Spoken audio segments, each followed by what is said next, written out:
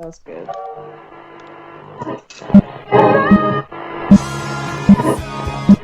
Correctly with the correct amount. And now for our feature presentation.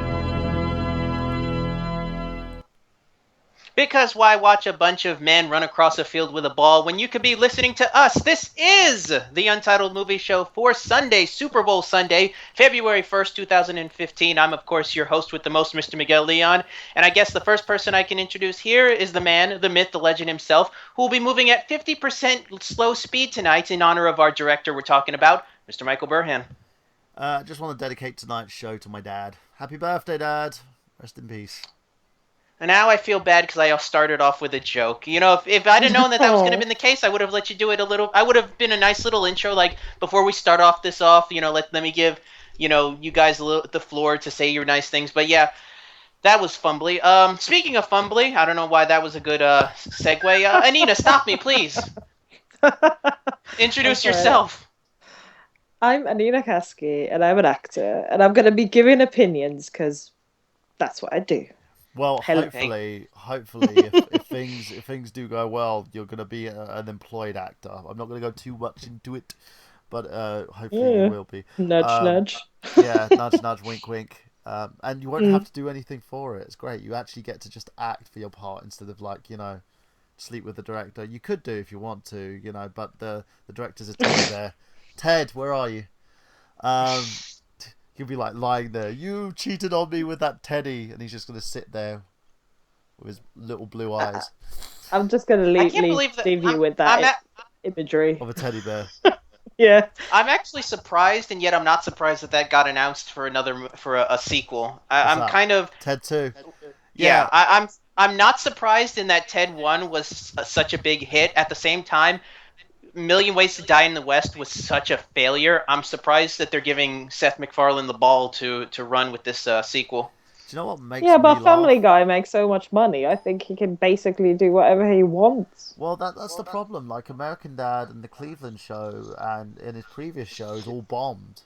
Like American Dad is kind of on like tepid waters at the moment. It's being syndicated over here by TBS. Yeah, like Fox got rid of it. Yeah, Fox dropped it and TBS picked it up, which is what TBS tend to do with most shows. Like they picked up Cougar Town, they picked up a few other shows. They picked, I believe, there was even talk of them picking up Scrubs when they finished their one on ABC. But the thing about it is, in terms of Seth MacFarlane, it's because he's told the same joke and he's told it a bit too long. Mm-hmm. And I can say it's about Ted 2. Mila Kunis didn't even want to do that movie. If Mila Kunis doesn't want to do a sequel, then you really know that you haven't got a great movie there. I've seen the trailer. It doesn't look great. It looks kind of shitty. I haven't seen the trailer. I'm waiting for when we do our news episode, because that's the same reason why I haven't seen the trailer for Fantastic Four yet. I'm going to be watching both of those when we do our news episode soon. If any film can make Ted 2 look better, that's Fantastic Four. Man, that film makes A Million Ways to Die in the West look like an Oscar. Today, as listeners may remember, I work... my day job is working in a cinema, and I was talking to one of my colleagues about how much we hate misspellings in movie titles, or even worse, when they put a number instead of a letter, like they've done with Fantastic Four. Because poor literacy it's what is it? It's. I love your cinema It's snob. fan four stick. If you're actually gonna read it properly, fan four stick 4. Yay! Oh, we just hated it. I just hate it. The new Terminator movie is called Genesis, but it's spelled Genesis. Yeah, why? You're gonna make people misspell the word Genesis. I talked to Bill Eisenberg about this Alpha Omega Sin. I'm a bit of a grammar Nazi, so why you're gonna make people misspell that word for the rest of humanity? Why would you do it? Why? Yeah. Poor English language. I Poor lad. talked to Alpha Megasin about this previously. He got a bit annoyed with me because I pointed out that the movie's just a rehash of the first movie, but it goes into a different direction. It's doing what Star Trek did, like an alternate timeline. Mm. I'm not a fan of it. I think it's just them trying to rehash the glory days of Terminator and try and spin it off into its own new series. I felt that Salvation was a far better movie to go, a better jumping point, if that makes sense. Because at least showed what John Connor did with the Resistance. This one's kind of like, oh, so we failed against Skynet. Can you go back in time again, please? And it's just bringing it full circle again. So who knows? It might be a great movie, but at the moment, I look at it and I'm just like, meh. You know, big Well, pile of meh. right now the movie that I'm really looking forward to is The Kingsman. I was over at a friend's house yesterday night, and apparently over here in the U.S. they actually show Red Band trailers after midnight. So we got to see the Red Band trailer again for The Kingsman, and I'm so excited for that movie. God, I want to see that movie. It looks gorgeous. The only thing that angers me is that it comes out the same weekend as the 50 Shades adaptation. So I'm gonna have to wait a couple days for that to die down before I decide to go to the theaters. So 50 Shades of Miguel then, hey? I'm actually looking forward to the Cinema Snob's review of that because I want to see what he says about Kingsman and 50 Shades. So I'm looking forward to when he reviews those two movies. But yeah, I really do want to see the Kingsman. At the same time, I really don't want to be in a theater with in that environment with with the people that are going to go see that awful adaptation. Yeah, I've got friends of mine who are going to see that. And I'm just like, it's not my cup of tea. I don't do 50 Shades. I tried reading the book and it was like my 8-year-old writ a porno. Yeah. It's Well, Which is disturbing. Yeah, well, the friends that I was hanging out with, and some of the other friends that we're friends with, are actually into that lifestyle. So a lot of them are going just to dump on the movie. They're just going just to riff it. Mm. But yeah, I don't.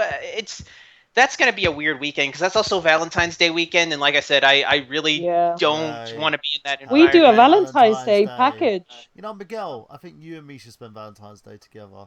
We should do an anti-Valentine's Day.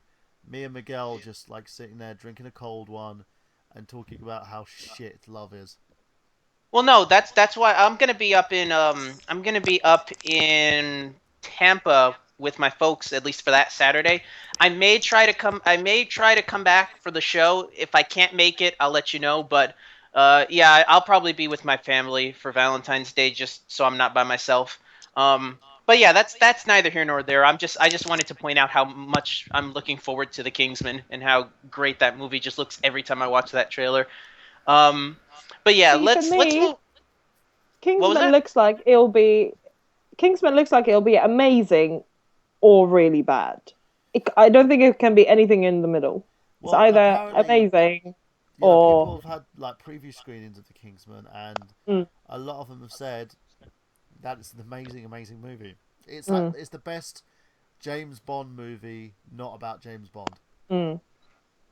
It Well, I almost will looks have like to see it just to see what it is and see you make. can almost say it's like, oh, okay, sorry. Yeah, you go on. No, I was gonna say you can almost say it's like a later era James Bond. Like Mm, I was listening to some guys talk about James Bond. If you really follow the patterns of a lot of the movies that James Bond has done, like with the different actors, every series starts off very serious, and as each one tries to up the ante, you get to a much more sillier version of James Bond towards the end. You go from in the Pierce Brosnan era from GoldenEye to Die Another Day. In the case of um, in the case of Sean Connery, it was Doctor No was the first Sean Connery movie, right? Yeah. It was Doctor No, and I forget what was the last one, and I barely remember Roger Moore, so I'm not going to say much about Ten it. But no's and a yes yeah, always means yes. but yeah, I could see this being like a later era Bond, where Daniel Craig isn't so serious, and just it's about having fun and the gadgets and whatnot. I could kind of see that. Or we could see Sean Connery just return as an old man, going, "Hello, I'm I'm back."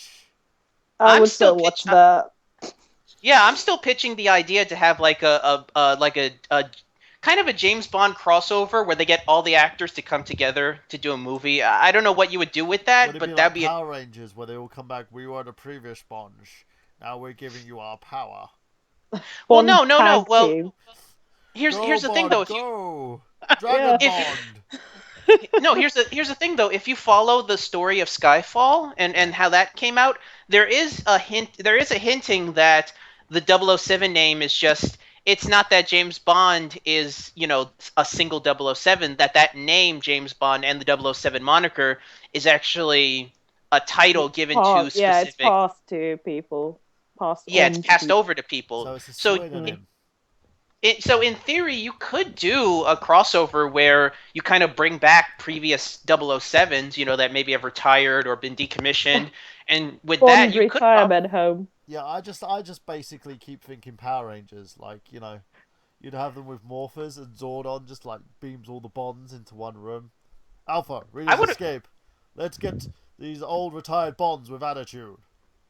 I actually would have thought more Expendables, but considering how the concept of how people like the concept of crossovers, I just thought that would be interesting. Stegosaurus Bond. Speaking of preview screenings, I kind of want to bring this up. I actually heard about a certain other preview screening that has been going off actually pretty terribly. You remember that? You remember the movie Jupiter Ascending? Dude, I looked at that poster and I just went, yeah, this movie's gonna be shit. Yeah, it has Yeah, the worst Photoshop poster Yeah, it's got ever. Mila It's Kunis just standing awful. there over Channing Tatum, looking rapey, towering over her. yeah. Apparently, from what I've been told from friends of mine, they did a test preview screening for that at Sundance recently. There was people walked out of the screening. Like that's how bad the movie is. And this movie cost $175 million to make. I I could have I wiped my ass with that money. I kind of want to see it just to see how bad it is because this sounds like it's going to be a special kind of bad. This sounds like it's going to be this year's Lone Ranger, and I kind of want to see it for that regard. Am I I the mean, only? I found Lone Ranger enjoyable. I really did. I have to say that. I found it enjoyable. I It was a don't. romp, and the only thing it was meant to be was a romp. And I love that Gil Chesterton like saying you've got that. It's like it was a romp, as I was romping with my school chums in the old vineyards. it was, you yeah, know what? At best, it could have been a romp, but that movie, I don't know. Too much of it just rubbed me the wrong way. It felt too much like the Johnny Depp show when it should have been more about the main character, and what was there of the main character was kind of unlikable, honestly. Like there are parts that I do like from that movie. That movie did not need to be over $100 million. That movie, no, there was, that's true. They didn't need to make that special train track that they made in the desert for it. That's for sure. yeah, They made I. like how many miles of a steam train track so they could film that scene? It was insane. Yeah, I mean, I defend big budget movies. I mean, I've defended John Mm. Carter of Mars. I love that movie, and that movie is one where you can see the money on the screen. I've defended that movie. Lone Ranger, not so much, you know.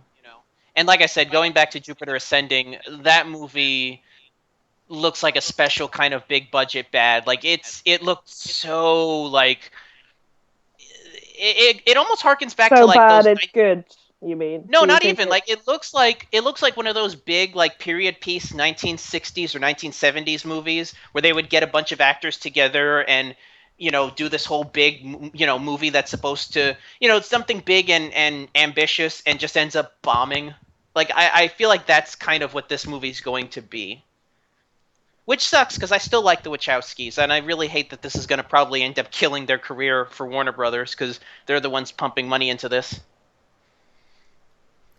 Yeah, I don't know what to say on it. It's like I would not really give a fuck in terms of the movie. Yeah, I I won't see it. I know yeah, now I won't see it. it's I like won't even see it for free, which I can yeah, because it's I like work in a cinema. I'm not yeah, gonna waste my time. Sorry, we anyone who know was it was part gonna of that happen. film, but Yeah, it's like it's one of those sorry. movies where you look at the trailer or you look at the poster, like Edgar Wright's Ant Man, basically, which is no longer his. You look at the trailer and you're like, it's underwhelming. I looked at Jupiter Ascender's poster and I looked at it and thought, I have no interest seeing this movie. You know, unless you go halfway through the movie, he just sits there and goes, "My name is Jeff." There is no way in hell the movie's interesting to me. So, fuck it. What was I gonna say? There was another. Yeah, the Fantastic Four trailer. Just saying. Keep an open mind on the fact that the acting is really bad. That makes. I'm gonna Jupiter try. Ascending look Yeah, good. I'm gonna watch it regardless because I have to see it. If I'm gonna dump on this movie anymore, I at least have to see the trailer. You're the kind of guy who basically gets beaten up and enjoys it, don't you? You know, you're the kind of one that watches a bad movie just so you can rat on it afterwards. No, I'm gonna be talking about Sucker Punch, and I only made it about 10 minutes into that movie. We'll get to that though. Yeah, that movie's kind of No, it's no, no, save it. Save it. Marmite. We'll be Save getting to it. that in a Save second. it. In fact, So let's actually get let's actually get into that right now and talk about our retrospective. Tonight, in honor of the news that supposedly tonight's Super Bowl is going to be dotted by the debuting trailer for the Batman versus Superman movie. Yes, because that's why I'm doing this. Batman We're doing versus Superman Revengeance. I mean, Dawn of Justice. There you go. We're doing a Zack Snyder retrospective. Before we get into his actual movies, I want to kind of throw it to you guys. First, Burhan, how would you describe Zack Snyder as a director? Very polished. Very kind of cinematography orientated. He can follow a great story and narrative when he wants to, but he's also very studio driven. To the fact that they don't let him do his own thing, he has to do what they want. Or if he does his own thing, he has to literally fight tooth and nail to get it. That's a good summation. I mean, I was talking to Anina about this when we were going over the movies that he did make. One of the things that really threw me off when I started researching for this is he's only done one original movie. Yeah. Every other movie he's done has been an adaptation of something else. A lot of comic books. He's done one book adaptation and then a remake. So a lot of his stuff is based on other properties. I would say, to me, I've always equated Zack Snyder to being like the motion version of Michael Bay. Whereas Michael Bay does a lot of things with explosions and whatnot, I almost feel like Zack Snyder does the same thing with hand-to-hand combat, with motion. He very much to me comes off as almost like an anime director. Like, I hate to go back to the whole adaptation thing, but part of me would love to see him adapt a modern day anime. I would love to see his take on one of the one of the more notable ones. I mean, people say that Man of Steel was basically the best episode of Dragon Ball Z they've ever seen. I wouldn't mind seeing that. Yeah. Yeah, I the see thing what is, you mean, actually. I as- find... Sorry, you go on, Mike. well, as I said, he could do narrative, but 9 times out of 10 he does tend to go to the whole "let's destroy everything" kind of route. Plus, Which he's also I responsible find by showing a tiring blue after dick a on while. screen.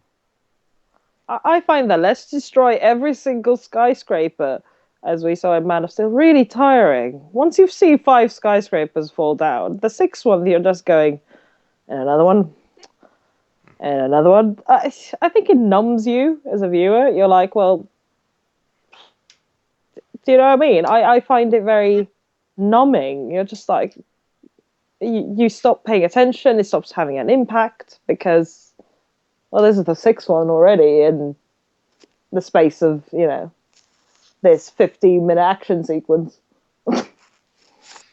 How would you describe Zack Snyder in your own mind as a whole? Not just his later works, which you just mentioned now is kind of like, destroy everything vibe, but taking into consideration everything he's done. To me, style over substance is the first thing that comes to mind. I think visually they look stunning. Visually stunning. I think he's a better cinematographer than actually storyteller. I think. I feel mostly that something's missing, like some sort of maybe emotional connection or some sort of. I really, really feel for the characters. when I've watched his films. I think it's one of those that missed with they over. look stunning. They look stunning, but then they it kind of ends there for me. So I'll watch it purely for the visual, sort of, just for the visual satisfaction of watching something so vivid and bright. But then there's not really. I lack the emotional connection, the substance, or the real message kind of thing. Yeah, and sometimes if especially in the later ones, the dialogue has been just really lacking in even realism, and Well, I'll say that that's the nail in the coffin for me. I'm like, oh, people don't speak like that. we'll Again, get to varying that. degrees in his films, but for me, style over substance, I would say. Yeah, I think when Zack Snyder has a great writer behind him, Mm, he can really visualize what's in the word. When he's yeah. got a terrible writer with him or a guy that's not too good at it, it really does hold him back. As we'll see when we get to a lot of his later roles. It's funny though that what you mentioned, Burhan, about him kind of being almost a hired gun of sorts. I almost feel like a guy like him could really establish himself as a solo project. But yeah, he almost seems like I don't know if maybe he has a lack of ambition or maybe his one attempt at his own personal project blew up so bad the studios won't trust him. But I almost feel like he is kind of just a high end hired gun. Like he's on the same level as like a Len Weissman or something, or slightly higher than a Len Weissman of sorts. Which I don't know how I should feel about that because like I said, I want to like Zack Snyder. I feel like he's coming from he almost comes off as kind of a fan of sorts. Like he comes from somebody who like where we're coming from. But to me, something about him just doesn't show enough ambition in that regard. Or am I just reading too much into this? Burhan? Yeah. Burhan? Okay. I don't know if you heard what I just said, but I didn't hear anything that you just said. Repeat the question. I was just saying, it's with Zack Snyder. Do you consider him kind of somebody who could be a visionary director, a name of his own, or with the fact that he doesn't really get a chance to do his own projects, do you think he's just a higher level version of a hired gun? I would consider him the same vein as Ryan Reynolds. Loads of potential, but with studio interference and the other outside mature in a sense, he just will turn into a hired gun. And I doubt his youthfulness is going to stay after he's done with the DC movies. I think he'll be gone. I hope not, because like I said, there are some things that I can point out in his films that I like. So let's start off with the first film, 2004's Dawn of the Dead, which I would kind of say, in my opinion, started this generation's fascination with zombies. I mean, before this, Yeah, yeah, I people were agree. talking about zombies, but this one kind of reinvented them for the modern day. I would have to look to see what came first, this or 28 Days Later. I'm not sure which one came out first. Let's see. 28 Days Later was actually, oh, it was actually before this. Okay, so yeah, 28 Days Later started this, but I would say Dawn of the Dead, the remake, was probably what pushed it further into the mainstream and really solidified it. It really did bring out the whole, fast moving zombies kind of thing. And, Mm. I honestly had forgotten by that point that it was actually a remake, that it was actually a remake of the original Dawn of the Dead. Because honestly, watching the film, I don't feel like the movie tried to be a remake. It was almost like it did its own thing and it did its own thing well, and at the same time it didn't try to ape a lot of the social commentary from Romero's Dawn of the Dead. Mm. Romero's had a lot more to say than Zack Snyder's. I'm not Yeah. saying it's a dumb movie, but it is what it is and it does what it does well, and that's kind of the nicest thing you can really say about the movie. What do you think about the movie, Anina? I liked the remake, which for a remake is quite high praise because I usually don't like remakes or sequels. So it got past that massive hurdle. I enjoyed it. Again, I agree. It didn't have that commentary that Romero had, but it was really. It was probably one of the first. modern zombie films I saw where you're actually they were really, really scary. Because before that, I think I'd seen, we had worse, the special effects were dated or not really up to par, or the ones I saw, I remember seeing something done in the 80s where they obviously have toothpaste coming out of their mouths and sort of lacks that actual fear. You're more laughing at the fact that this guy is obviously just, spouting Colgate from his mouth and making some weird grunting noises. But Dawn of the Dead, the remake, it gave me nightmares. The remake, it gave me a nightmare the next day. Yeah, So I remember watching it at 2 a.m. with some friends. it really So, does bring the whole horde mindset of zombies kind of back to prominence, because up until that point, like you said, with special effects, you really couldn't get the scope down. But this movie really does bring a scope to zombies that I think really pushed it into the mainstream. It kind of yeah, made zombies scary again. yeah, definitely. Burhan, what about you? What'd you think of Zack Snyder's Dawn of the Dead?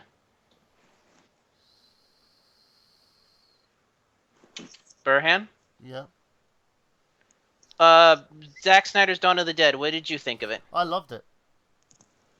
I loved it. I felt it was all very well laid out, redone variation of Dawn of the Dead. I thought it was just as good, maybe even better than the Romero version. It really holds its own and stands the test of time, in my opinion. And I watched it in the cinema.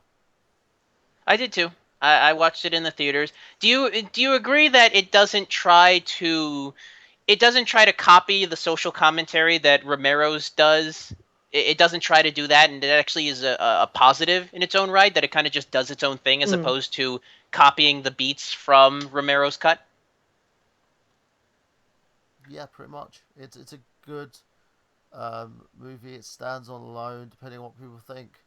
And I think a lot of Marius Kamir, speaking of him, is basically a dog. In terms of like the how can I say it? Murray, like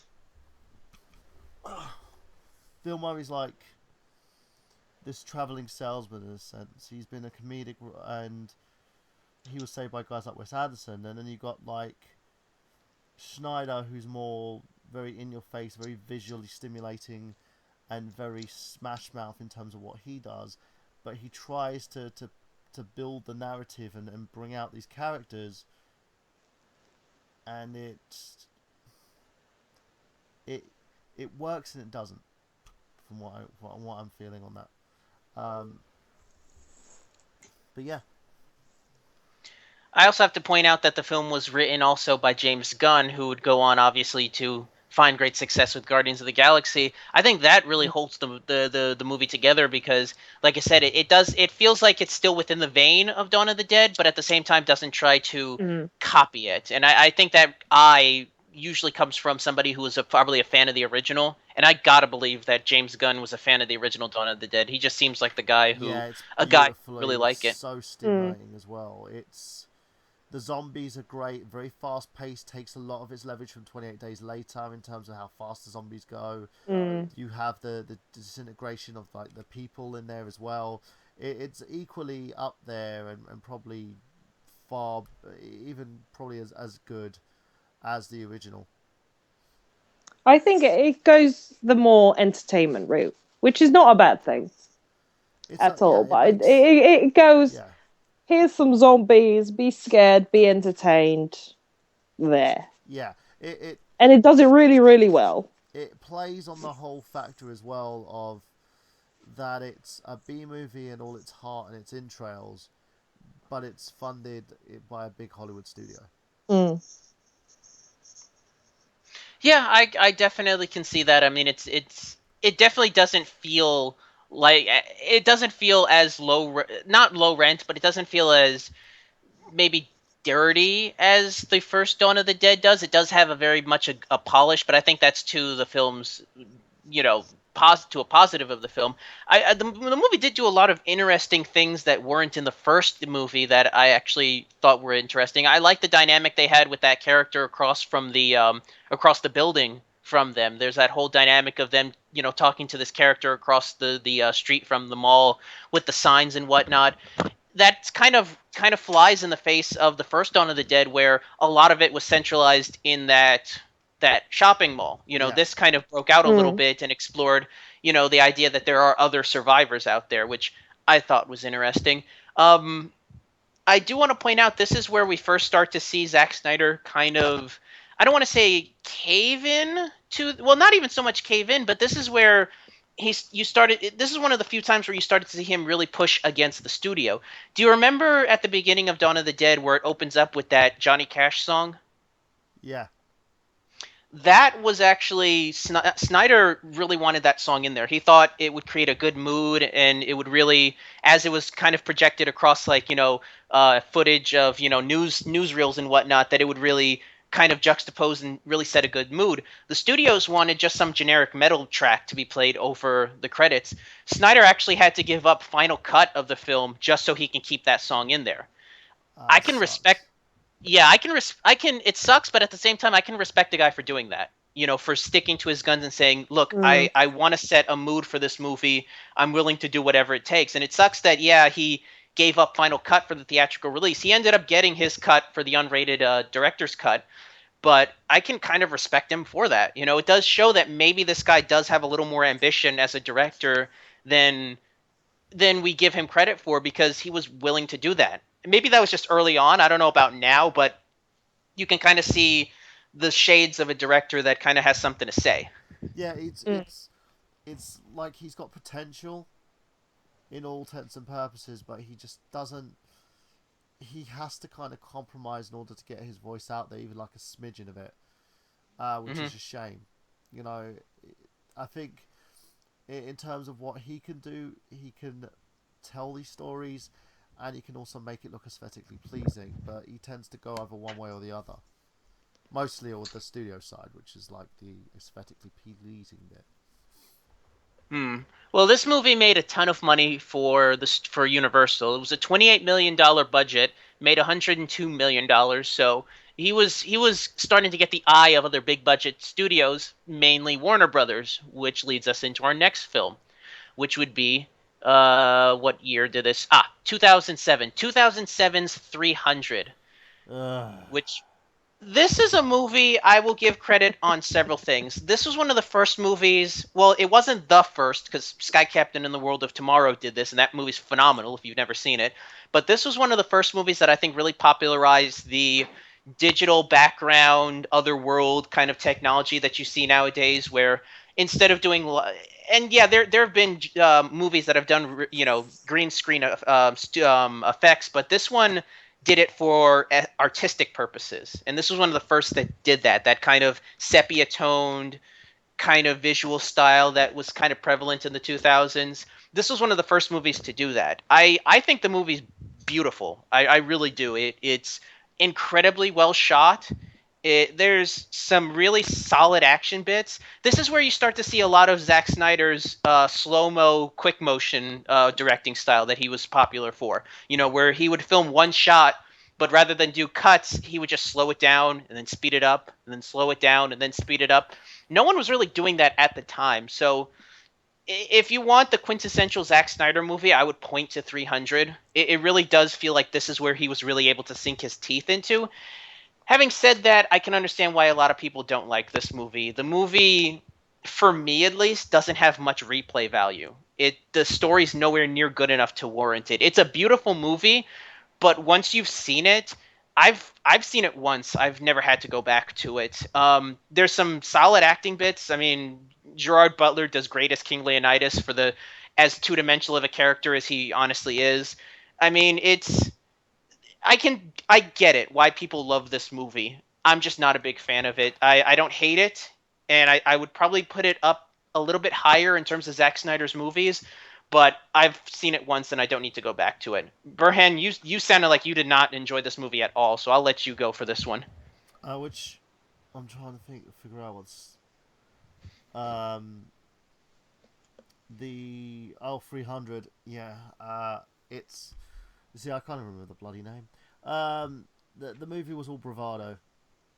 You know, a bunch of guys in muscle tops and wearing next to nothing. It's kind of the thing that Anina would probably enjoy. Um, That's exactly why I went to see that film. I'll be exact. 300 hoping, naked men. That's hoping why I watched to it. catch a That's penis it. shot somewhere. You know, like an escaped penis. Yeah. No, what women don't. I don't want to see a penis. We're not that. I'd rather not see everything. This is That is my exactly. penis.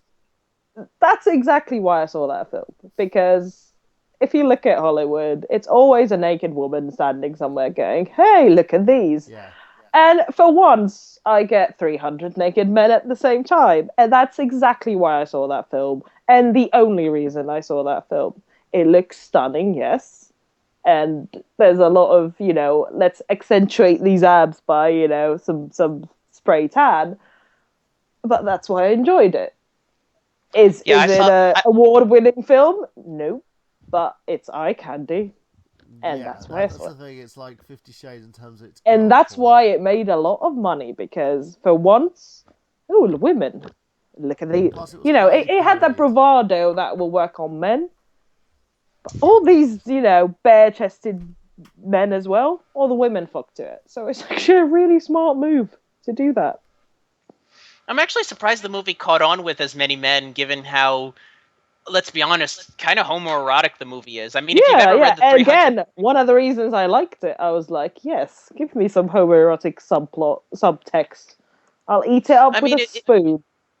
if you've actually read the novel that it's based off of, the Frank Miller novel, he kind of goes into that, how the Greeks kind of had a bit of a homoeroticism to them, if you really look at history. So Oh, yeah, it's they funny that did. so many burly men kind of they didn't notice. It kind of went over their heads. They were just pointing at the pretty pictures and kind of the action of all. Which, like I said, I think the movie does great action. It's just Mm. once you've seen it, that's it. There's no meat to the story. Yeah, It, it's it is basically all Gerard style and substance. Butler, doing I'm muscly and look at my fake sprayed on abs. Um, it's Yeah, but loads of men I know love that film because it is so masculine and shouting, and it's a bit like a football, that sort of football chanting thing. or going to Miguel's But house on Thanksgiving. most This men I is talk to, they're like, cake. they love 300 for that. So Yeah, maybe I mean, you're like I just said, the minority too.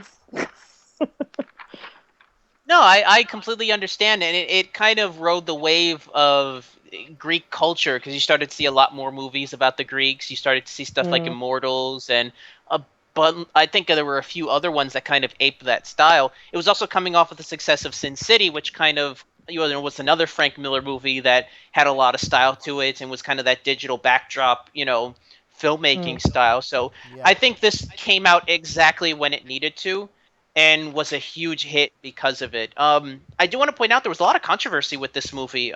It got a lot of controversy in the Middle East for its portrayal of the Persians, how they kind of portrayed Mm. them as almost like this demonic force, and being how part they portrayed their Persian, king. I understand. I am not demonic or homosexual. Just saying. Yeah, also the fact that they portrayed their King Xerxes as kind of flamboyant and effeminate of sorts. Why Like don't you there was a come bit of here and I will massage you? And if I slip your tip in by He was, accident, but it's accidental. oh, he was so beautiful though. He was a So pretty beautiful. boy. He was so pretty. Too beautiful for words. He was perfect casting for that part though. hmm I think he was perfect casting for that part. I do admit that is one scene that I remember from the movie that I really liked when he tells King Leonidas to bow down to him, and he was like, "Well, Mm. I would like to bow down, but I recently hurt my knee, and I can't seem to get down on my knee at the moment." I did kind of like that. That did make me smile. But yeah, I watched that movie and I just couldn't help but do sit-ups for the rest of the day. Just I had the powerful urge to just work out You my should have just obliques, gotten a man. Sharpie. You should have just gotten a Sharpie and drawn them on. That's how I do it. Less effort. This is Heineken. Yeah, going back to what I was saying though, this movie hit huge with pop culture. It kind of put Spartans in the whole, they became the proto male archetype, in the minds of a lot of very masculine guys. Spartan became kind of shorthand for that. Yeah, Spartan races now, Spartan training techniques. Got a 300 six-pack. No offense, I don't want a 300 six-pack because I don't really want 300 abdominals on my chest. That's just weird. I think we have 300 abdominals. If you do the medical research, I think there are 300 individual muscles in the stomach and abdominal region. But you don't go to the show for medical science, folks. No. But yeah, this movie really hit hard pop culture wise. Like I said, I would consider 300 to be the quintessential Zack Snyder movie. This is the one that kind of brought him to the dance in a lot of people's eyes. It made about 4 times its budget, I think on a budget of 65 million, which, by the way, let me just say, for a lot of these budgets for these movies, it's amazing that this movie came out in 2007 and it looks like it cost like at least 100 million and it was a 65 million dollar movie. It goes back to what I always say about movies. Why are movies so expensive these days? I mean, you can't, if they tried making 300 today, it would cost like 150 million dollars and would not nearly look as good. Which, before we move on, I think we should also give Anina a bit of a chance to vent about the ill-fated sequel, because she actually went to go see that, and I know you're not a big fan of it. So go ahead, Anina, before we move on to the next one. Just what my biggest gripe with 302 is, okay, the Eva Green's character, she's this warrior goddess or warrior woman who's Xena. Yeah, she's been raped by, like, what is it, 20 men at least. Oh, and then she goes on. 300 of them. You sure it was 302 you watched, and not the porno? You know what I mean? Yeah, and then she becomes, this warlord lady, and you're like, fair enough, I'll eat that, I'll buy that. Fair, that's the stereotype way to go, but I'll buy that. And then all she does for the entire movie is try to sleep with the enemy, and I'm like, what? Did we not just see a flashback where she was raped by all these men? Yeah. I'm sorry.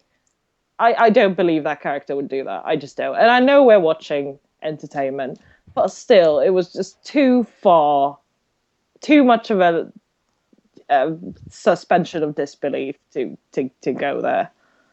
And no amount of fake, sprayed on abs saved that film, and that is saying something.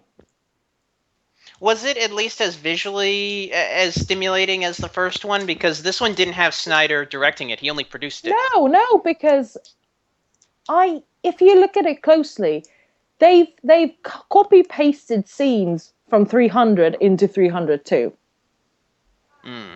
They've copy pasted snippets from when they're walking, around the mountains, and they're exactly the same scenes of Fassbender and. Oh, can't remember the actor's name, but the actor who played Faramir in Lord of the Rings. And it's like, you just literally copy-pasted, not Sean Bean, Faramir, I can't remember his name. Damn it. But anyway, they copy-pasted in. And I'm like, you couldn't even use something you didn't use in 300, like an extra bit. You literally just copy-pasted it over. And it's just, oh my God. Well, I've said it before. I'm surprised that we even got a sequel, because that movie, like I said, the first one came out in 2007. This movie came out 7 years later. I don't think anybody was really expecting a sequel to 300. It was kind of like what happened with Sin City 2. And I liked Sin City 2. I actually think I like it more than the first one. But no one was expecting that to come out after 9 years. And you say the same thing about 302 in a way.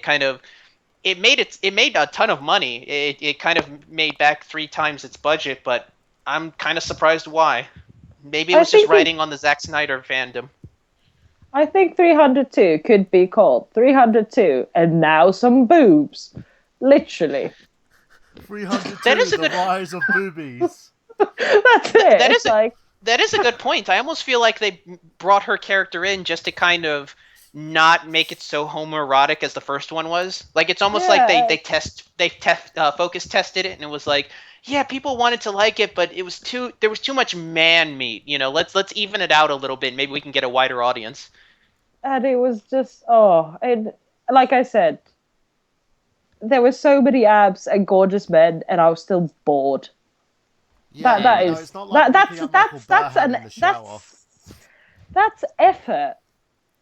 Do you know what I mean? I had loads of things to distract me, yet I couldn't be distracted by how bad the film was, and Because not it's even copy good and bad. paste. It was like literally they just took the narrative from the first movie, added a sprinkled in some boobies, and then thought we can repackage this, and it just didn't work. Well, It actually, it was. did. Like I said, going back to it, it made 3 times its budget. $100 million budget. It made about 330 million. So it did make 3 times its budget back. Which, like I This makes me said, sad to con- be a film fan.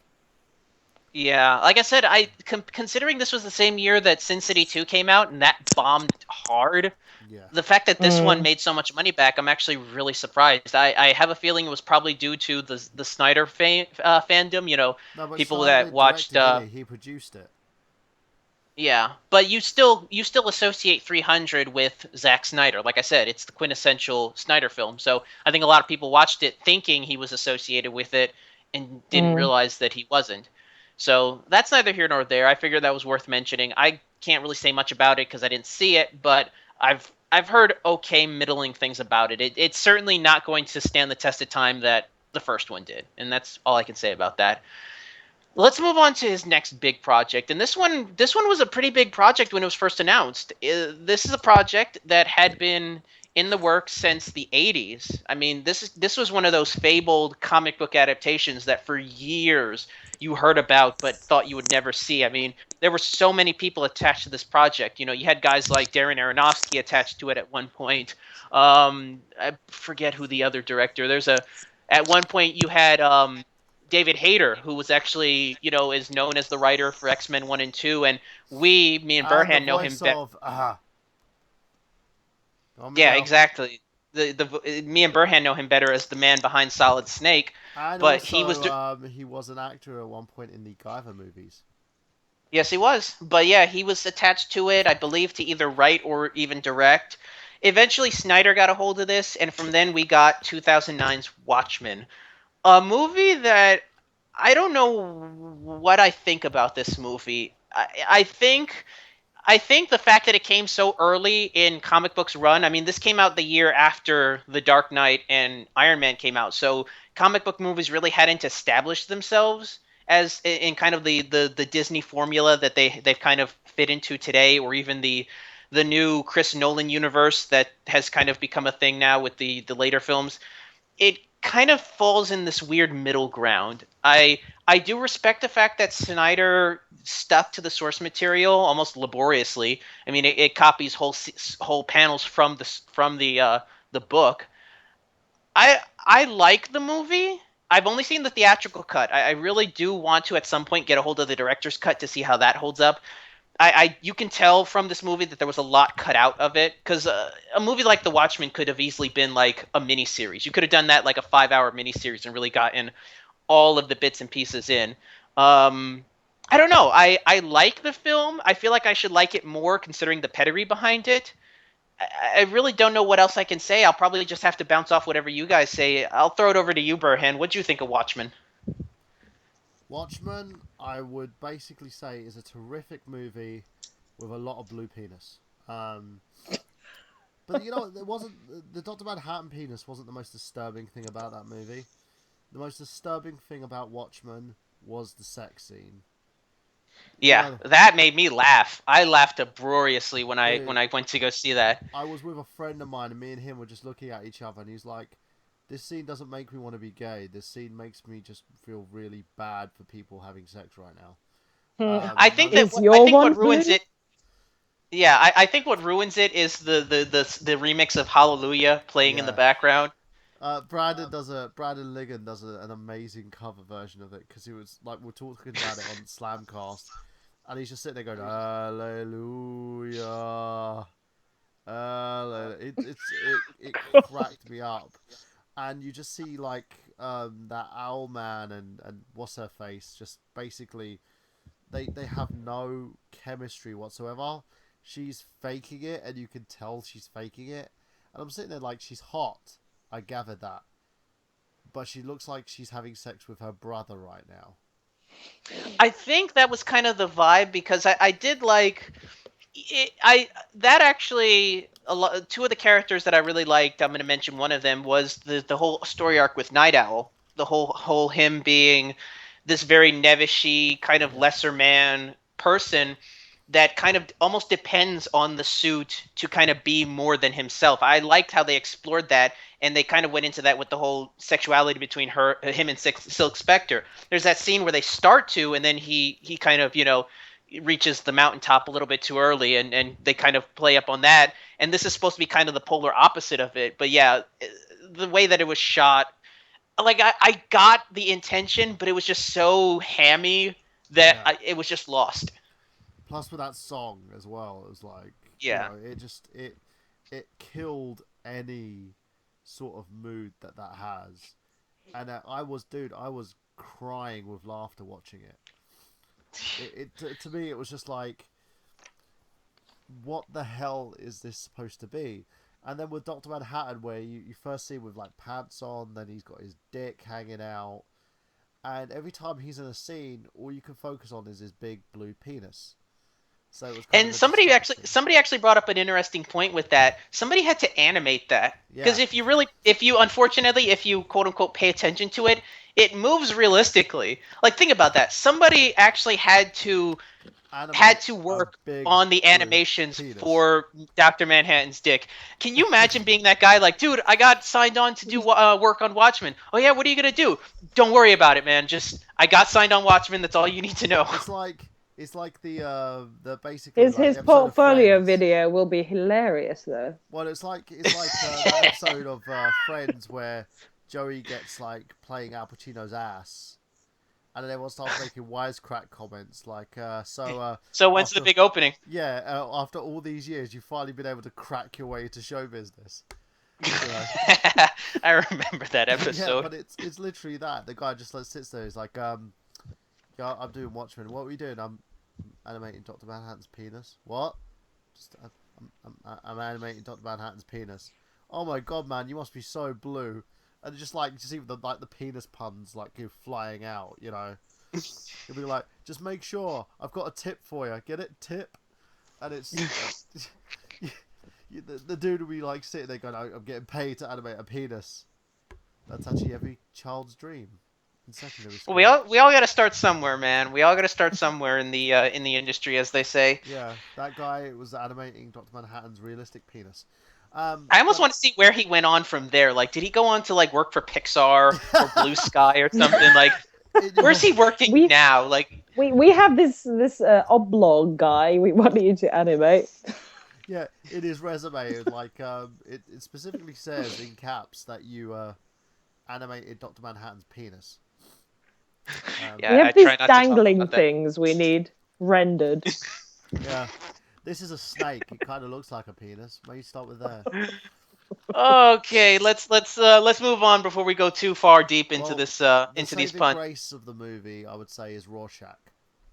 Oh yeah, Jackie Earl Haley. This is his movie. I mean, Yeah, this pretty much put him on the map. He was amazing. He almost kind of for a little while made Rorschach kind of a pop culture character. You know, people started to talk about the character more. Even people that really didn't know about the actual comic book but saw his parts in the movie. It almost kind of brought that character into prominence for a little bit. I mean, it's kind of died down since the film's been released, but yeah, Jackie Earl Haley really proved that he could do better things. Unfortunately, his next big project was Nightmare on Elm Street, which is not his fault, but yeah, that kind of has stunted his career a bit. But yeah, he really elevated that character. And it goes back to what I was saying between him and Patrick Wilson with Night Owl. There really isn't much to the movie after that, aside from maybe the character of the comedian. But then again, he gets so little screen time that I can't really say he did much, but the actor did really good. I thought Jeffrey Dean Morgan really made that character stand out for what little screen time he had. yeah, and it I thought also gave him a prominent film career because before that he was only known as the dad from Supernatural, hmm. like the head of the Winchester clan, which in itself he's very very talented and very underrated actor in my opinion. Yeah, like I said, there's a lot to like about this movie. There's a lot that just kind of falls flat. I do want to well, let's go and see what Anina thinks, and I do have a question for both of you guys. Anina, what Uh, did you think of Watchmen? I can already feel the nerd rage, but I haven't seen Watchmen. That's fine. I Hate mean, me all you want, but Well, yeah, no, no, no. if you want to see I'm guys with reading abs, the graphic novel. I'm reading the graphic novel. So once I've finished that, it might be interesting to see what they did with it. Oh, But well, when then it I came can't. out, I had no clue what Watchmen was, and I didn't go see it because I thought, well, I'm gonna have no clue what it is about because it seemed like a really it didn't seem accessible to someone who didn't know Watchmen already. That's the vibe I got from the film. It was very much for fans, by fans, and I just thought there was going to be so many things that I was just not going to get.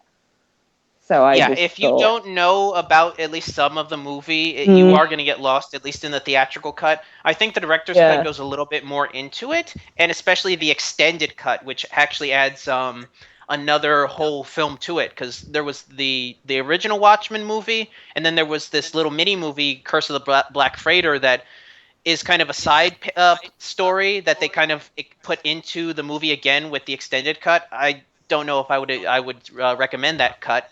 Um, but I won't spoil the ending to the novel then, because I was going to ask about this because the movie does go in a different direction than the novel. Without I've going heard into it goes in a different direction, but yeah, I'm kind of no. happy with the direction it went in.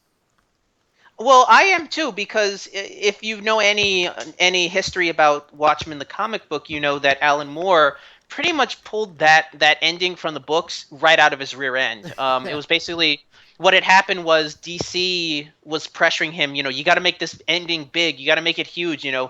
We've done 12 issues of this miniseries. You got to end strong. And he was so frustrated with them that he was like, "All right, here." And what happens at the end kind of just came about because Alan A Moore was teleporting frustrated. monster No, don't ruin it. She hasn't gotten to the end. Do in not his ruin it for her. pants. Yeah, in his pants. I don't know Um, what you're talking about, so nothing's really, Basically, yeah. we're yeah. talking about Alan Moore's previous origins of writing a porno Snow White fan fiction book with his wife. Lost Girls. Yeah, I remember Yeah, that. we all remember that travesty. Yeah, I actually can. It's funny. The only reason I know about this is it was on a list of 15 comic books Linkara would never do. So during one of his panels, when he was saying that he's going to start reviewing stuff that was on that list, I screamed out really loud, "He's going to review Lost Girls!" And then everybody started laughing. And then I Linkara think that just video sat might there and actually went, be up "This on is my YouTube. life." Yeah. I mean, hey, man, some of us got to get our fan fiction out somehow. So Alan Moore at least has his own publishing company; he can do that. But yeah, in terms of Watchmen, in terms of Zack Snyder's directing, which I didn't really go into, I thought there were a lot of neat scenes. I thought the fight sequences were really good. That's where you Agreed. can tell Snyder really had fun, especially that opening sequence with Comedian and that assassin. That really does set a good stage for the rest of the movie. Same thing with the prison yard brawl. I thought that really was a great scene, and that's really where Snyder really stuck out. Yeah. Honestly, I'm in aside here from with those, you? No, you got it all wrong. You're in here with me. no, not that one. The one with Night Owl and Stilk Spectre. But yeah, Ah, that scene is also good, especially at the end when Rorschach actually does escape and he sees one of the prisoners run into the restroom, and he just looks over at Night Owl and goes, "I'll be back. I got to take care of something." yeah. And as he walks in, the door swings in and out, and every time it swings in, you just see him get closer and closer to the guy as he's walking through it. Yeah, it I do swings love out and that it's scene. like blood pouring out the flicking door. Yeah, I did really like that. There's some good scenes in the movie. Like I said, it's just tone wise, coming off of what Hollywood did with Iron Man and Dark Knight. I just didn't know how to feel about it. I am gonna go watch the director's cut at some point because I really do want to get the full view. Maybe I might like it a little more, but I don't know. It just I'm glad it came out at that time because I feel like if it had come out now, it would have just gotten lost. People would just not known what to think. It kind of it was good that it came out before the template had actually been set. Well, the way I see it is, it's good. You know, It was a really good, well-rounded movie. Was it amazing? No. There were still things that were issues in terms of narrative. It looked pretty. It had some great standouts in it, great moments, but all around it was an okay film from Zack Snyder. Which again, it was something that you could sit there and say, okay, he stuck to the original narrative as much as he could, but he had to relent in terms of the ending, and also a few other little bits and pieces in the movie that didn't add up. Well, most of it was time, because I think the director's cut goes about 3 hours, and no studio, unless you're Peter Jackson, will allow them to release a 3-hour movie. Or So Steven yeah, of course you Spielberg. have to sit down. Yeah, Spielberg can. Spielberg can. And Cameron, Howard. probably. Yeah, certain directors can. I will say this: I am kind of upset that we're not on BTR again, and we don't have access to a soundboard, because I would have loved to have ended tonight's episode with "The End is the Beginning is the End" by the Smashing Pumpkins. That Oh, I song, love that song. Oh, I I love Smashing I thought Pumpkins. that song was beautifully done for the trailer. It really, in terms of like trailers, I would say top 5 in terms of soundtracks for trailers. And that song, I do adore that song so much. It really does create a mood. I wish they'd have done the whole soundtrack. I think they would have been great. I love Smashing Pumpkins, and their remake of that song, because that song was in another comic book movie, which we'll be talking about at some point later down the line. It it really does set such a haunting mood for that movie that I was hooked with the trailer, and it rarely ever happens with me. So yeah, I really wish I could have used that as the ending for tonight's video, but because of copyright issues with YouTube, I'm not going to risk it. I'm glad we're using our current one, but let's move on to the next film, because I almost feel like there's not much I'm going to be able to say if it's the film. Yes, this is actually that one. I'm not going to be able to say much about this next one, because I had no reason to go see this. This was Zack Snyder's first animated feature, 2010's Legend of the Guardians: The Owls of Ga'Hoole. Like I said, I didn't go see this movie. Yeah. I'm going to throw it over to Burhan first. Burhan, have you actually seen this film? No, I had no interest in seeing this movie. Okay, at all. Anina, I, I know you've I seen it. saw it. Yeah, I saw it purely because it has owls in it, and I love owls. That was it. That was my, I Did you was say on you love love film. vowels? Owls. Oh, we said vowels. Owls. Like, go on Well, I Jeopardy. like vowels too, but I prefer owls. So I watched this, not knowing it was Zack Snyder, but it is beautiful, beautiful, beautiful, beautiful to look at. But you watch it and I can't put my finger on it, but something's missing. Something, I think it's that emotional connection I was talking about. At least to me, you with these kind of, because it's a very sweet story. It's very follows the sort of Disney or Pixar formula of we're meant to really feel for the characters that are cute and a bit funny and a bit quirky, and you've got these archetypes, but this time they're all owls, and then there's the evil owls. But I just watched it, and then I wasn't really. Mostly, I'm just looking and going, "Wow, that's a very realistic looking owl," and that's about all I remember. I can't remember what actually happened. Lovely to look at, nice distraction, but not. Where's the meat? Where's the sort of something to bite into or something to remember? Like, say, one of my absolute favorites, Up. I even think about that film and I might start crying because it's such an amazing animated film that really just punches you in the heart in a good way. Whereas it's beautifully done, but something's missing. I'm sorry. I'm never gonna get hired by Zack Snyder, am I? None of us will probably. Maybe Burhan might if they need to do motion capture for Watchmen 2 for Dr. Manhattan. Maybe they'll call Burhan. Yeah, maybe. Yeah, but the problem I'm is, sorry, they Zack. haven't I'm got a frame sorry. big enough for a wide angle shot that huge. Hey now.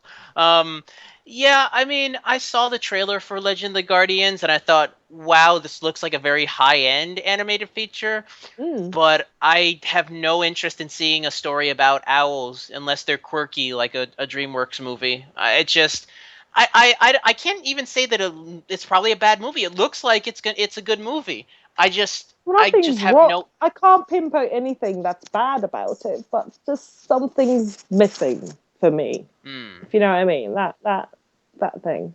Nothing's wrong or nothing really jars you when you're watching it, but just something's missing.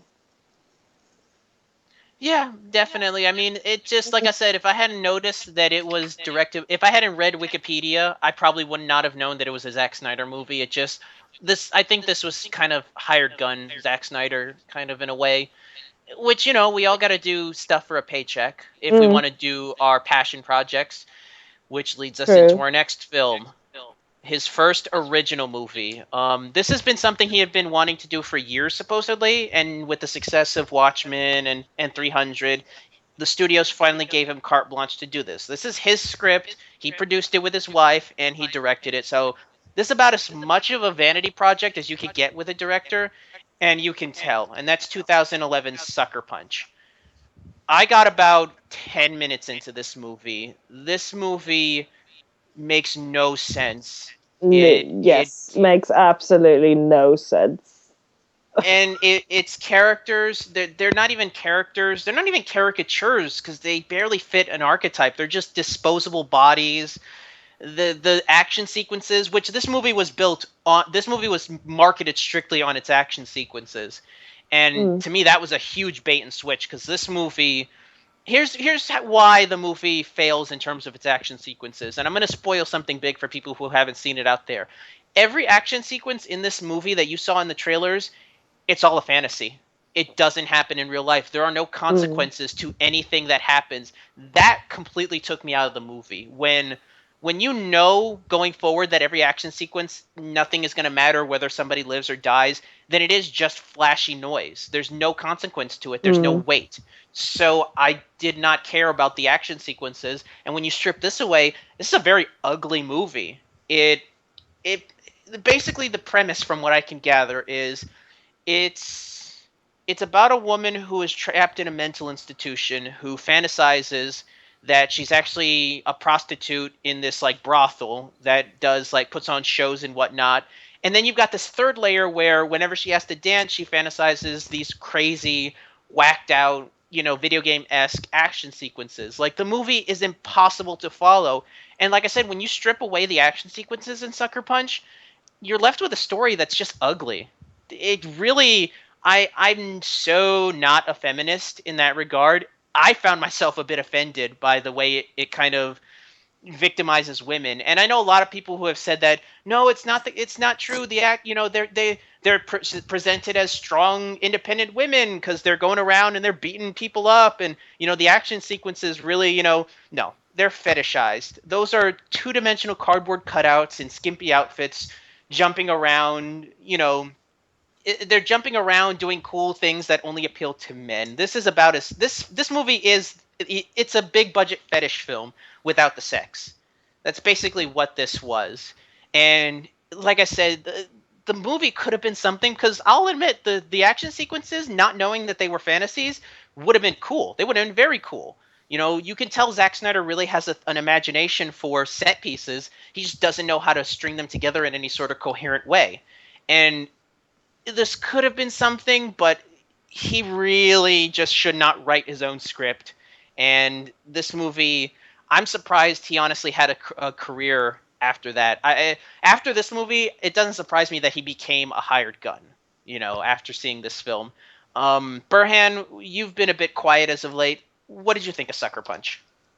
It was the weirdest movie I ever basically witnessed about a girl who, after being raped, traps herself in her own psyche to fast monsters. It's just like playing Dark Souls all over again. Yeah, like I said, there's so many layers to the mental state of this character that you can't follow what's going on. You know, I think the film kind of needed some more dread or some sort of, dread or fear in it. If it really was about, being trapped in a, a mental asylum, I felt like I didn't have that. You were kind of like, oh, she's now in a hospital. Okay, that's how I kind of felt about that film. Is like, if this is honestly her battling, these inner demons that now look like demons because that's how her mind processes it, I didn't kind of buy that. And again, I think I do agree with you, Miguel. It was just Big budget fetish film. it was like a fever dream of someone who plays too many RPGs, Yeah, and I've heard people it say. really was. And who cosplays as well, because it's like, and now this outfit, and now this outfit, now that outfit, to the point where it's like, we get it. You're putting these outfits on these girls so girls can cosplay as this. To me, it Mhm. had that air of it. It was like, oh, in a sailor outfit, and now that outfit. It was a bit too blatant for me. Yeah, it was a bit too on the nose to be just. Yeah. It was. There are ways to do strong female characters. Mm. That so was not the way to do it. I didn't think they were strong female characters. I did I, not feel they were strong female characters. They were fighting. That doesn't necessarily make you strong. I'm saying that to the people that try to justify this movie, like, oh, they're Yeah, strong independent characters because they're fighting and they're owning yeah. their sexuality, and I'm like, that's BS. That's BS. I This don't was think they owned their sexuality at all. They were sort of No, they going didn't. along with the oh yeah, let's pout and have a short skirt on because Yeah. that's what men like. That's the air I got from it. Doesn't mean that you can't have a short skirt and pout and not be in control of your sexuality. I'm not saying that, but it was just a bit of a mess of a film. I watched it and I was like, where are we now? Is she imagining it, or did it become real? Or Hmm. oh, and now we have sort of dinosaurs, and now there's a weird guy who looks like a chef, and I Yeah. it's that numbness. I just became numb to whatever I was seeing because it was just so much violence and so many colors, and it's just a bit too much of everything attacking your face at the same time. It was I almost think. like Zack Snyder wanted to make a genre picture but couldn't decide what genre, so he just decided to do all the genres. Yeah. And I just want to point this out about Sucker Punch to the geek feminists out there and the anti gamer gators. If we really were exactly what you thought we were, this movie would have bombed. This movie would have made huge money. This movie bombed hard, and I'm so proud of the geek community that they did not embrace this movie. I'm so happy that they went in and panned this movie hard. This movie made very little. It made its money back. It broke even, but that's after worldwide sales, so it actually lost money out overall. This movie just a lesser director, it would have killed their careers. But we're talking Zack Snyder, and he had a couple hits before that, so I'm so happy the geek community rejected this movie because, given the environment today, if a movie like this came out today and the geek community even acknowledged it, can you imagine the hailstorm of controversy that would have been created? Mm, true. Burhan, you're pretty silent. You got anything you want to say about this? All right, let's move on then.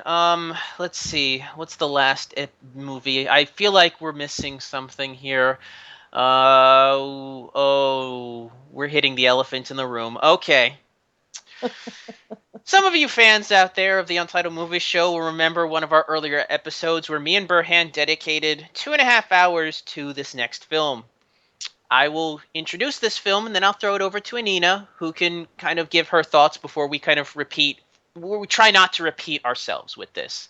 Which Snyder Mm. I tends to wanted. do a lot. What was that? Which Snyder tends to do a lot.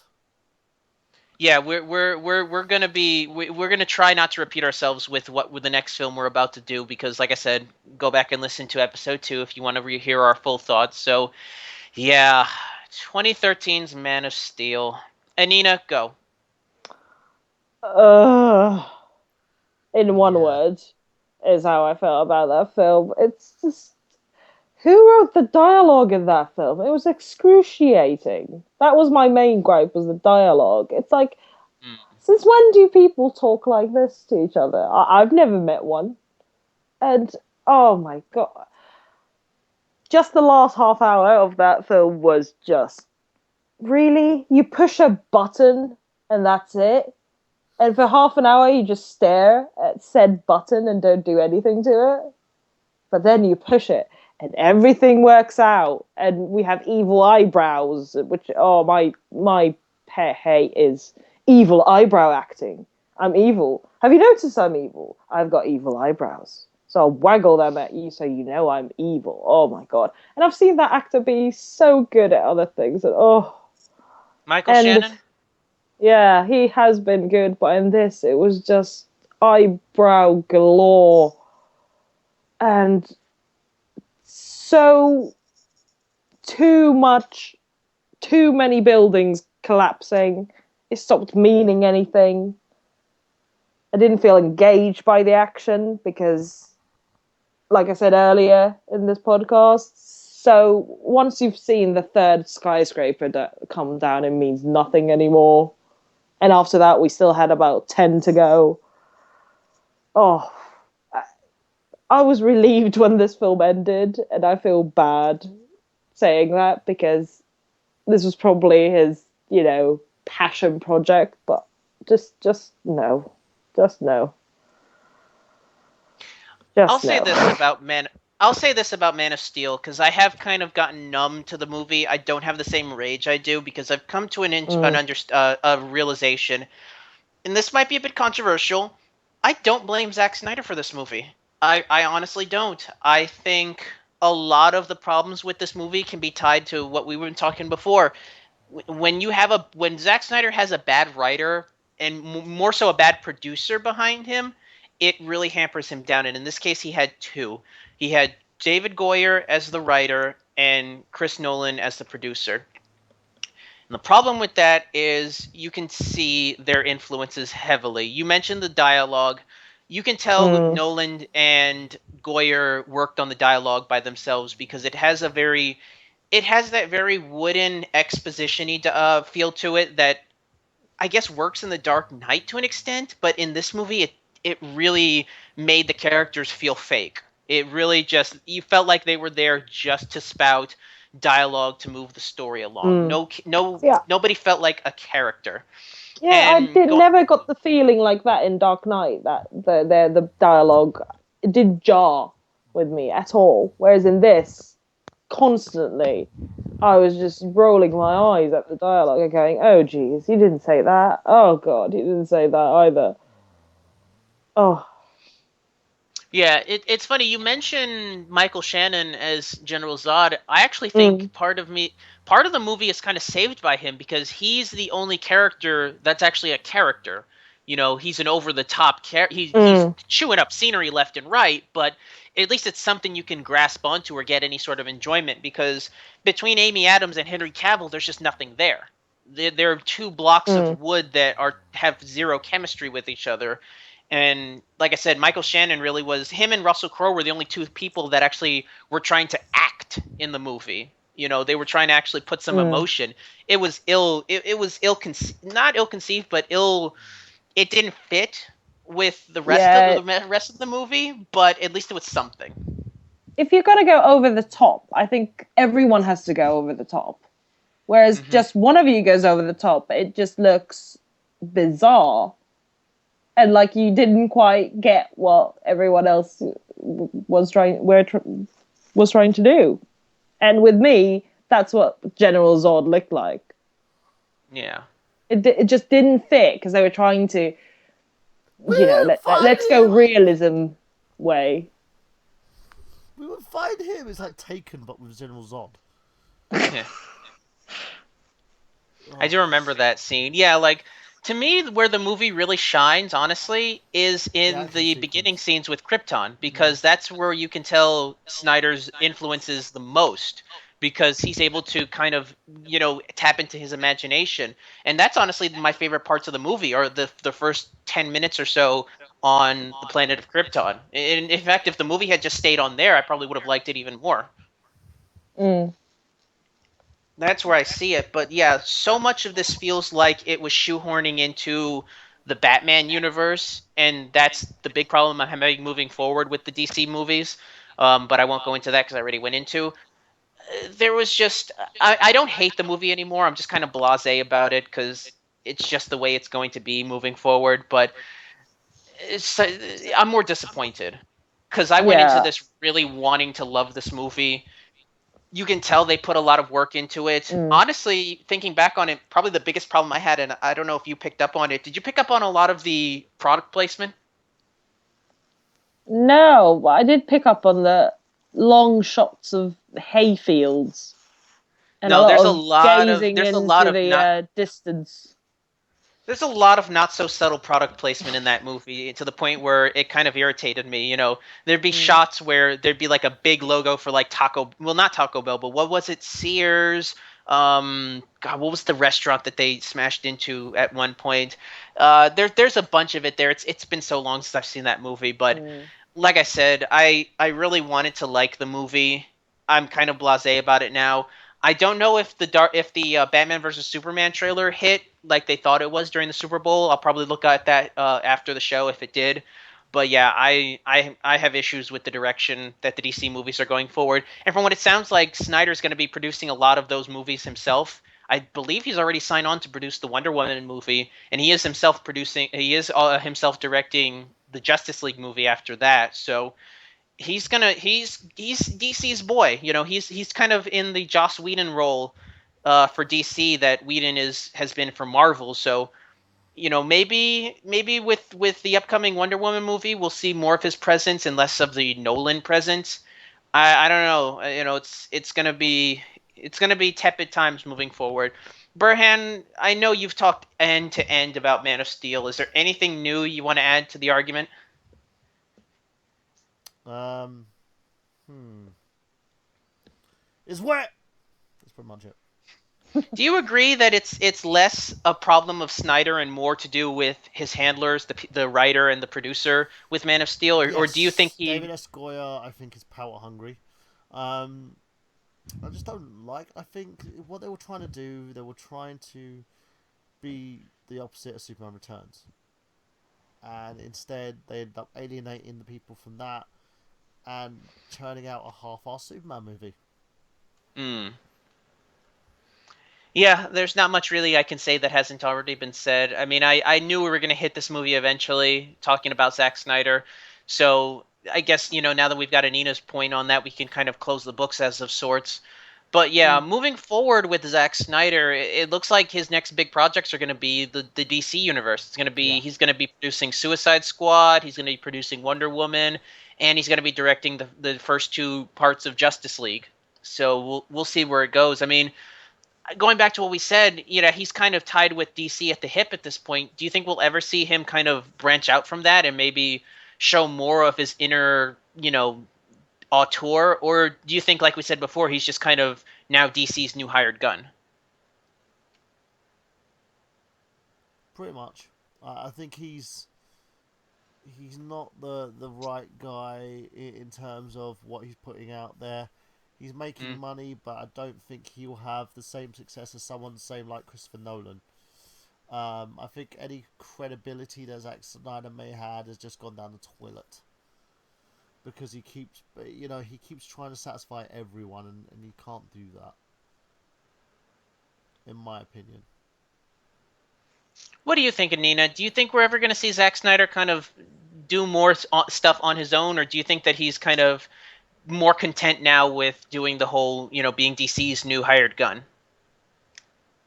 I hope we eventually see, because I honestly think eventually we're gonna get sick of comic book films. I really do think that eventually that train is gonna stop and everyone's gonna get tired of it. It Because I happened in think, the 90s and the 2000s. yeah, exactly, and I think we're slowly approaching that with zombies. For the last how many years, there's been some great zombie films, But again, you keep seeing, this is a love story with zombies. This is this story with zombies. And I think we're probably approaching that with comic books in a few years. And hopefully then he'll get a chance to do more of his own thing. But then again, if he's completely content and happy going with the DC thing, good on you. Probably laughing all the way to the bank. So Yeah, I mean, but I can't hopefully. really fault the guy because it's not a case like an Adam Sandler who's just complacent. Like, Mm. Zack Snyder, I think, is still got a lot of juice in him. It's just currently he doesn't really need to stretch that far. He's got his material to work with, and he's gonna do what he can with that.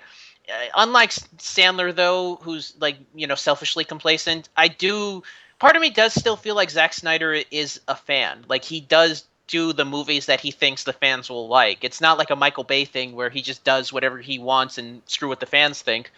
I feel like there's part of me wants to believe that there's a more genuine director behind him than his material would allow. So I'm going to give him more shots. Hopefully with Justice League and Batman versus Superman, we'll see a little bit more of that. I'd like to hope. But yeah, that's pretty much it for Zack Snyder retrospective. Going on from there, just to kind of say where we're going to be moving forward after this. Next week is going to be part one of what I hope to be a two-part episode, since we just ended our retrospective on Zack Snyder with Batman versus Superman. I want to do a two-parter on Batman. So we're going to be talking about Batman movies. We're going to be discussing the first 4 movies in the Batman universe. That will be the first 3 live-action movies and his one animated theatrical movie. And then the second episode will obviously take the last 4, which would encompass mostly the Nolan trilogies, the Nolan trilogy, and that moving forward. So look into that. I'm hoping to get a guest, maybe somebody to come back for this episode. Hopefully, we'll look into that. So next week we'll be discussing part 1 of Batman. So let's go into that, and let's go into the plugs. Burhan, start with you. YouTube.com/TheNerdGenius, www.nerdgenius.com. I will say again for my lovely dad, rest in peace, Dad. Happy birthday. He's the guy who kind of got me into the film industry. I was shooting a movie today, which is going to come out on digital, basically to people to watch, called Area 69. So stay tuned for that. It's part of actually a graphic novel series. So yeah, find me in there, youtube.com/TheNerdGenius if you want to find me. It's a very unfortunate title of that movie, by the way, Area 69. I almost feel like that would be... The true title was Culver City. Oh, okay. But the segment, basically, the proof of concept is titled Area 69, because it's based on the story about a guy who decides he wants to basically put together a porno with subtext. Oh, okay. So I wasn't thinking too dirty. That is where the movie is going. Okay. Yeah. All right. Fair enough. Anything else you want to plug in terms of some of the other work you're doing, or is it just the Silent Hill Kickstarter? Yeah, stay tuned, guys. There's news coming on the Silent Hill Kickstarter. There's news coming on everything. Just stay tuned and wait to hear what's going on. Alrighty then, folks. You heard it from the busiest man in the internet right now. Anina, do you have anything you want to plug? Well, currently everything's a work in process, but you can follow me on Twitter and Facebook, Anina Kaski, ANNINAKASKI. So have a nosy. And yeah, if you follow me because of this podcast, do drop me a little message. Be nice to know if I get any. Definitely follow her. Go ahead. I didn't know you were done. Yeah. Sorry, I'm done. Background noise. Oh, okay. Yeah, definitely. Follow her on Twitter, guys. Follow us on Twitter. If you do end up following her, twitter.com/unmovieshow. That's where you go if you want to see past episodes that we kind of post after they're done. Any sort of news and insight that we have for the show will be posted up on there. Definitely follow us, guys. I would love to be able to hit 100 followers. Right now, we're at about 20. And I think half of them might be bots. So let's kind of, change that. So twitter.com/unmovieshow. Follow it. For myself, for Michael Burhan, and for Anina Kasky, this has been the Untitled Movie Show. Take us out, Jay.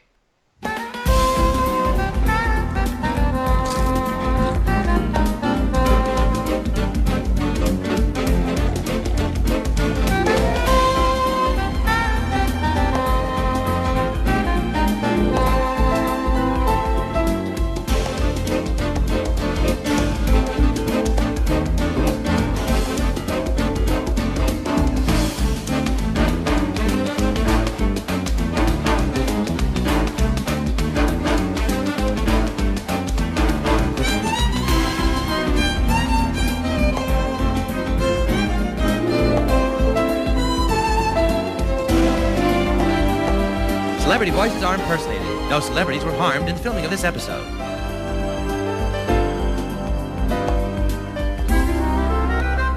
Excuse me, sir. The show's over. Get away, zitface. Yeah, get away, Zipface. More like, get away, Man of Steel.